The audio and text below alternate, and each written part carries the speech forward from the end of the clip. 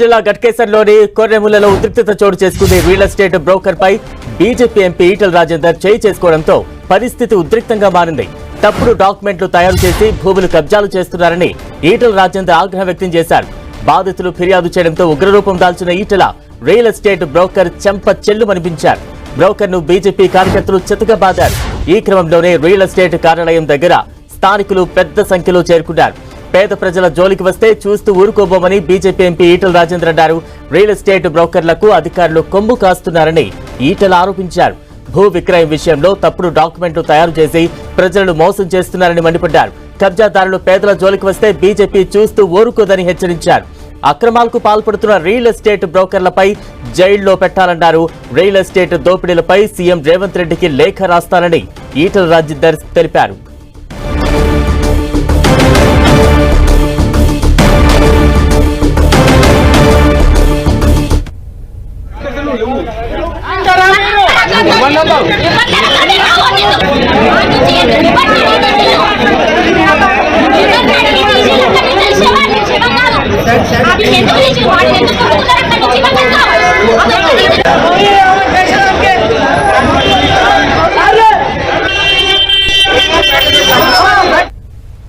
హైదరాబాద్ చుట్టుపక్కల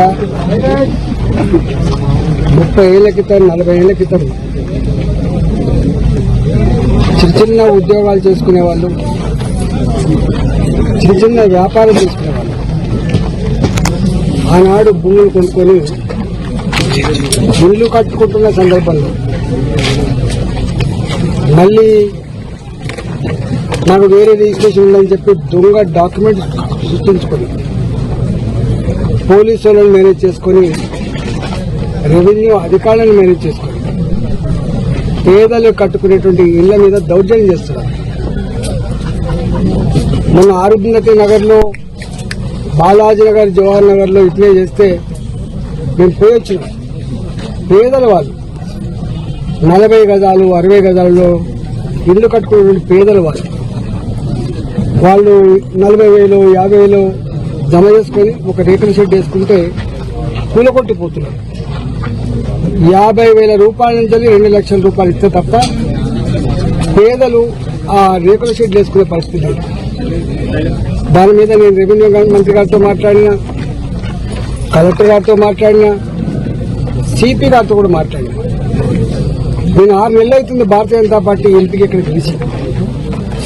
6 నెలల నుంచి ప్రతి నిత్యం కూల్చివేతల బాధలు తప్ప, పేదల కన్నీళ్లు తప్ప, నా ఇండ్లు కూలగొడుతున్నారు, నా జాగలు గుంజుకుంటున్నారు, నేను కాంపౌండ్ వాళ్ళు కడితే కూడా గుండాలు బెదిరిస్తున్నారు, నా కాలనీలలో కిరాయి గుండాలు లిక్కర్ సీసాలు తెచ్చుకొని తాకుండా మా మీద దౌర్జన్యం చేస్తున్నారు. ఎటుపోతుంది సార్ ఇది? ఇంత పెద్ద విశ్వనగరం అని చెప్తా ఉన్నారు, ఇంత గొప్ప పోలీస్ అని చెప్తా ఉన్నారు, పేదల ప్రాణాలకు రక్షణ లేకుండా పోతుందని చెప్పి కన్నీళ్లు పెడతా ఉన్నారు. నేను నా దగ్గరికి ఏకశిలా నగర్ కాలనీ వాసులు వచ్చారు.